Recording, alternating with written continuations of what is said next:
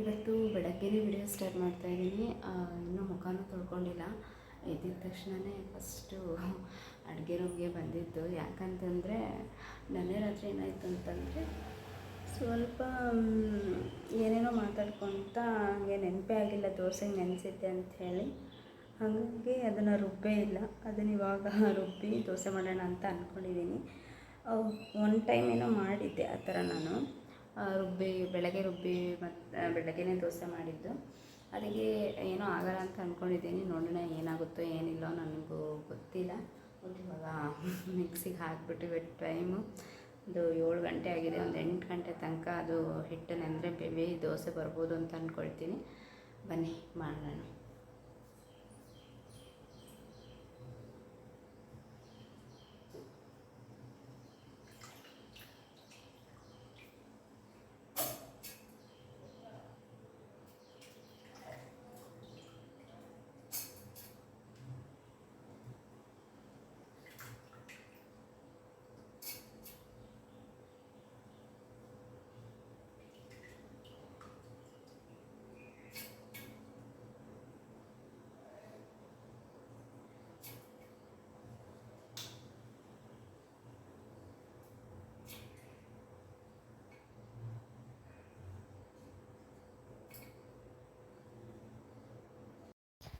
ಇವತ್ತು ದೋಸೆಗೆ ನೆನೆಸೋಗ್ಬಿಟ್ಟಿದ್ದೆ ಅಂತ ಅನ್ನೋದನ್ನೇ ಮರೆತುಬಿಟ್ಟಿದ್ದೆ. ಹಾಗಾಗಿ ಬೆಳಗ್ಗೆ ಎದ್ದುಬಿಟ್ಟು ಇವಾಗ ಹಾಕ್ತಾಯಿದ್ದೀನಿ. ದೋಸೆ ಚೆನ್ನಾಗಿ ಬಂದಿತ್ತು.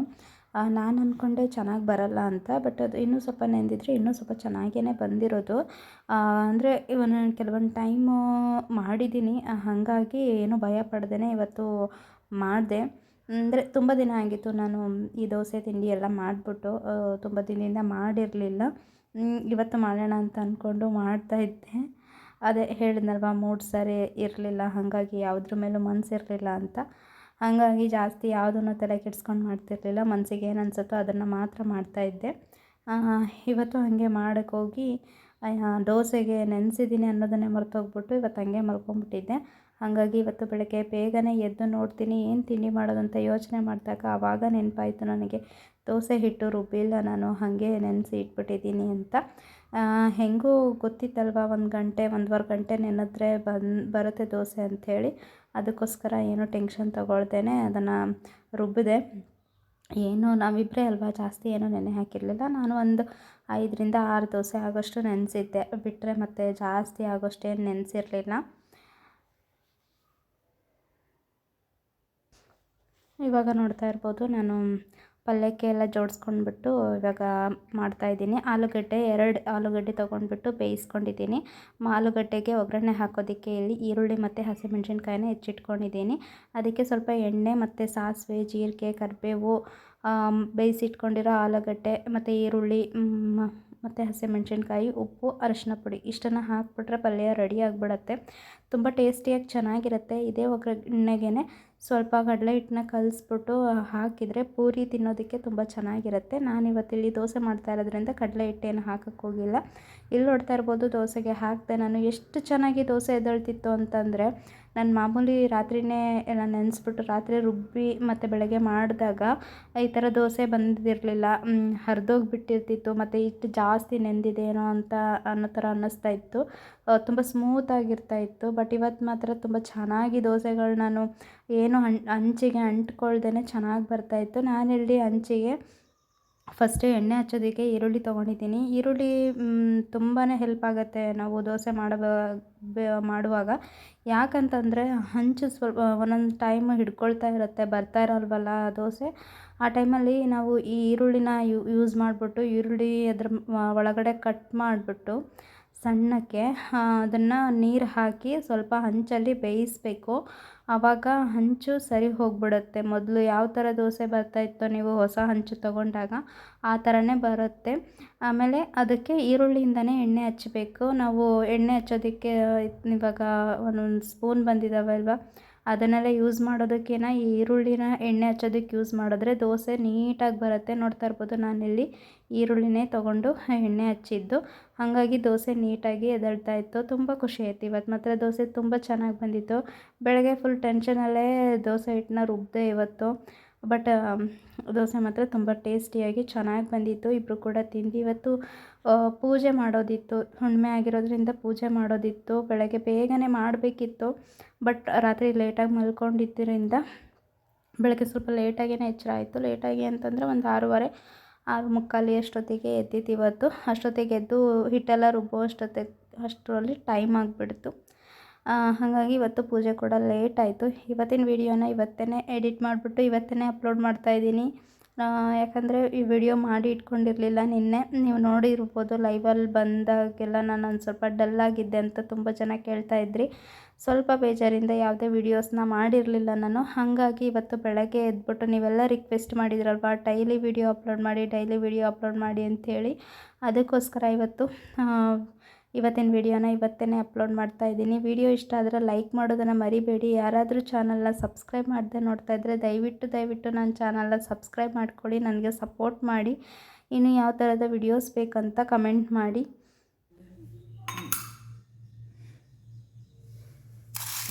ದೋಸೆ ಅಲ್ಲ ಮಳೆ ಹಿಡ್ದಾಗ ಮಾಡೋದಿದ್ದೆ ತಾನೆ ದೋಸೆನ ನೋಡೋದು ಬಿಸಿಲು ಬಿದ್ದ ಮಾಡಿ ಇವತ್ತು ಬಿದ್ದೈತೆ ಬಿಸಿಲು. ನೀ ದೋಸೆ ಮಾಡಿದ್ಕೆ ಒಂದು 2 ದಿನ ಮುಂಚೆ ಮಾಡಿದ್ರೆ ಕೆಲಸ ಇರ್ತಿತ್ತು. ದೋಸೆ ಹೆಂಗಾಗೈತೆ ಹೇಳು.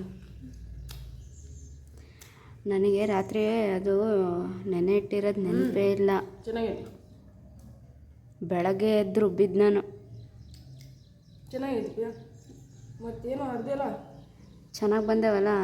ರಾತ್ರಿನೇನು ರುಬ್ಬಿಟ್ಟಾಗೆ ಒಂದೊಂದ್ಸಲ ಅರ್ಧೋಗಿರ್ತವೆ. ಹುಳಿ ಆಗಿರ್ತಾವೆ. ಚೆನ್ನಾಗೈತೆ. ಇಲ್ಲ ಚೆನ್ನಾಯ್ತಾ?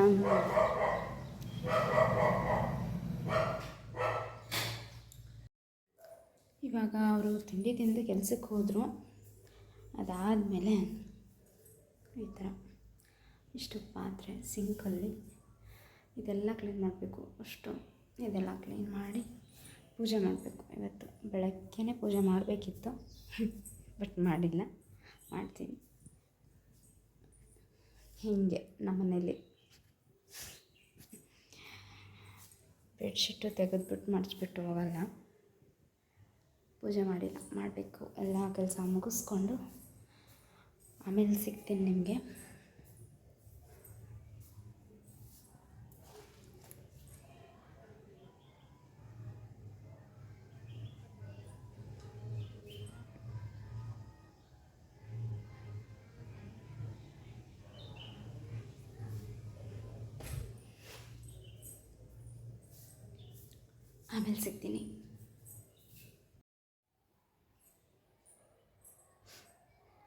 ಪಾತ್ರೆ ಎಲ್ಲ ತೊಳೆದಾಯಿತು.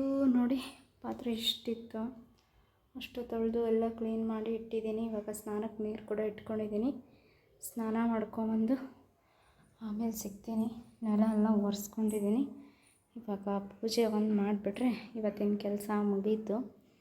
ಇವತ್ತಿನ ಕೆಲಸ ಅಲ್ಲ, ಸಂಜೆವರೆಗಿನ ಕೆಲಸ. ಸಂಜೆ ಮತ್ತೆ ಅಡುಗೆ ಎಲ್ಲ ಸ್ಟಾರ್ಟ್ ಮಾಡಬೇಕು. ಬನ್ನಿ ಸ್ನಾನ ಮಾಡ್ಕೊಂಬಂದು ಸಿಗ್ತೀನಿ. ಇವಾಗ ಸ್ನಾನ ಮುಗಿಸ್ಕೊಂಡು ಬಂದೆ. ಪೂಜೆ ಮಾಡಬೇಕು. ಇವತ್ತು ಎಲ್ಲನೂ ತೆಗೆದುಬಿಟ್ಟು ಪೂಜೆ ಮಾಡಬೇಕು. ಇದು ನಮ್ಮ ಮನೆಯವ್ರು ಮಾಡಿದ್ದು. ಅವ್ರು ಮಾಡಿದ್ರೆ ಇದೇ ಥರ ಮಾಡ್ತಾರೆ. ನಾನು ಆ ಥರ ಎಲ್ಲ ಹಚ್ಚಕ್ಕೆ ಹೋಗಲ್ಲ. ಸಿಂಪಲಾಗಿ ಹಂಗೆ ಹಚ್ಬಿಟ್ಟು ಪೂಜೆ ಮಾಡ್ತೀನಿ. ಅವ್ರು ಆದರೆ ಆ ಥರ ಎಲ್ಲ ಹಚ್ಬಿಟ್ಟು ಪೂಜೆ ಮಾಡ್ತಾರೆ. ಬನ್ನಿ. ನಾನಿವಾಗ ಇಲ್ಲಿ ದೇವ್ರ ಸಾಮಾನು ತೊಗೊಂಬಂದು ತೊಳೆಯೋದಕ್ಕೆ ಅಂತ ಇಟ್ಕೊಳ್ತಾ ಇದ್ದೀನಿ. ನೋಡ್ತಾ ಇರ್ಬೋದು. ಹೋದ ಸಲ ಪೂಜೆ ಮಾಡೋಂಗಿರಲಿಲ್ಲ ಅಂಥೇಳಿ ನಾನು ಮಾಡಿರಲಿಲ್ಲ. ನಮ್ಮ ಮನೆಯವರೇ ಮಾಡಿದ್ರು. ಈಗ ಯಾವಾಗ ಪೂಜೆ ಮಾಡ್ತೀನೋ ಅನ್ನೋ ಥರ ಫೀಲ್ ಆಗ್ತಾಯಿತ್ತು ನನಗೆ. ಇವತ್ತು ಪೂಜೆ ಮಾಡಿದ್ದು ಮನಸ್ಸಿಗೆ ತುಂಬಾ ನೆಮ್ಮದಿ ಖುಷಿ ಕೊಡ್ತು ಅಂತಲೇ ಹೇಳ್ಬೋದು. ನಾನಿಲ್ಲಿ ನೋಡ್ತಾ ಇರ್ಬೋದು ಪೀತಾಂಬರ ಪುಡಿನೇ ಯೂಸ್ ಮಾಡಿಬಿಟ್ಟು ಅಲ್ಲಿ ನಾನು ದೇವ್ರ ಸಾಮಾನ್ಯ ತೊಳಿತಾ ಇದ್ದೀನಿ. ನಾನು ಒಂದೊಂದು ಟೈಮು ಹುಣಸೆಹಣ್ಣು ಮತ್ತು ಉಪ್ಪು ಹಾಕಿ ತೊಳಿತೀನಿ, ಆವಾಗೂ ಚೆನ್ನಾಗಿರುತ್ತೆ.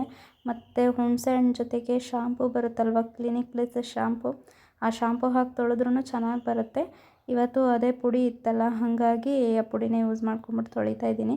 ಕೆಲವೊಂದು ಟೈಮು ಪುಡಿ ಇಲ್ಲ ಅಂತಂದರೆ ನಾನು ಹುಣಸೆಹಣ್ಣು ಮತ್ತು ಶಾಂಪೂನ ಹಾಕ್ಬಿಟ್ಟು ತೊಳಿತೀನಿ. ಆ್ಯಕ್ಚುಲಿ ಹೇಳಬೇಕು ಅಂತಂದರೆ ಈ ಪೀತಾಂಬರ ಪುಡಿಗಿಂತ ಹುಣಸೆಹಣ್ಣು ಶಾಂಪು ಹಾಕಿ ತೊಳೆದ್ರೇ ತುಂಬ ಚೆನ್ನಾಗಿರುತ್ತೆ ದೇವ್ರ ಸಾಮಾನುಗಳು. ಇಲ್ಲಿ ದೀಪ ಆಗಿರ್ಬೋದು, ತಟ್ಟೆ ಆಗಿರ್ಬೋದು, ಗಂಟೆ ಆಗಿರ್ಬೋದು, ಅದಕ್ಕೆಲ್ಲ ನಾನು ಹುಣಸೆ ಹಣ್ಣು ಶಾಂಪು ಯೂಸ್ ಮಾಡಬೇಕು ಮತ್ತು ಪೀತಾಂಬರ ಪುಡಿ ಯೂಸ್ ಮಾಡಬೇಕು ಅಂತ ಇಲ್ಲ. ಅದನ್ನೆಲ್ಲ ಯೂಸ್ ಮಾಡಿದ್ರೆ ನೀಟಾಗಿ ಆಗಲ್ಲ. ಅದು ಸೋಪ್ ಹಾಕಿ ತೊಳೆದ್ರೆ ಮಾತ್ರ ಇದು ನೀಟಾಗಿ ಆಗುತ್ತೆ. ಯಾಕೆ ಅಂತ ಗೊತ್ತಿಲ್ಲ ನನಗೆ. ಇದು ಮೋಸ್ಟ್ಲಿ ತಾಮ್ರ ಅಲ್ಲ ಅಂತ ಅನಿಸುತ್ತೆ. ನಾನು ಆ ಕೊಡಪಾನ ತೊಳೆದ್ನಲ್ಲ, ಅದು ಮಾತ್ರ ತಾಮ್ರ ಅಂತ ಅನಿಸುತ್ತೆ. ತಾಮ್ರ ಅಲ್ಲ ಅನಿಸುತ್ತೆ. ಅದಕ್ಕೋಸ್ಕರ ಇದು ಸೋಪ್ ಹಾಕಿ ತೊಳೆದ್ರೆ ಮಾತ್ರ ಅದು ಎಣ್ಣೆ ಜಿಡ್ಡೆಲ್ಲ ಹೋಗುತ್ತೆ. ಅದು ಮತ್ತು ಬೇರೆ ಏನು ಹಾಕಿ ತೊಳೆದ್ರೂ ಎಣ್ಣೆ ಜಿಡ್ಡೆಲ್ಲ ಹೋಗೋದಿಲ್ಲ. ಹಾಗಾಗಿ ಅವಕ್ಕೆ ಸೋಪ್ ಹಚ್ಬಿಟ್ಟು ತೊಳೆದು ಇದಕ್ಕೆ ಮಾತ್ರ ಪೀತಾಂಬರ ಪುಡಿ ಹಾಕಿ ತೊಳೆದೆ. ಮತ್ತು ತೆಂಗಿನಕಾಯಿನೂ ಇಲ್ಲೇ ತೊಳ್ಕೊಂಡು ತೊಗೊಂಡೋಗ್ತೀನಿ, ಚೆನ್ನಾಗಿ ತೊಳಿಬೋದು ಅಂಥೇಳಿ.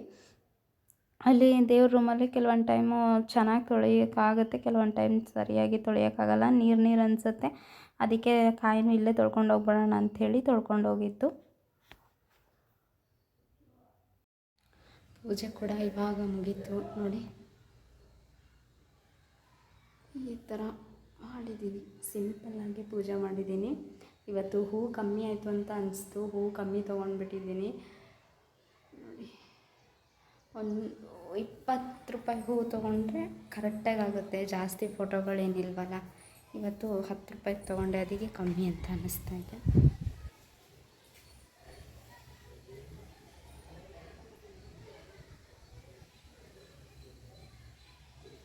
ಹೊಸದೆಲ್ಲ ಪೂಜೆ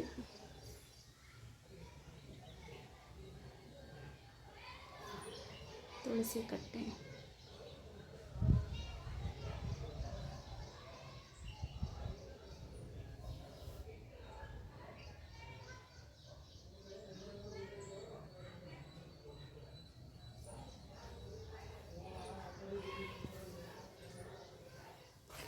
ಇವಾಗ ಎಲ್ಲ ಕೆಲಸನೂ ಮುಗೀತು. ನಮ್ಮ ಅತ್ತಿಗೆ ದೇವಸ್ಥಾನಕ್ಕೆ ಹೋಗೋಣ ಅಂತ ಹೇಳಿದರು, ಬಟ್ ಇವಾಗ ಆಲ್ರೆಡಿ ಟೈಮ್ ಆಯಿತು ಅಂತ ಅನಿಸುತ್ತೆ. ಇವಾಗೇನು ಹೋಗಲ್ಲ, ಸಂಜೆ ಹೋಗ್ತೀವಿ. ಇವಾಗ ತಿಂಡಿ ತಿಂತೀನಿ. ಬೆಳಗ್ಗೆ ದೋಸೆ ಮಾಡಿದ್ನಲ್ವ, ತೋರಿಸಿದ್ದೆ ನಿಮಗೆ.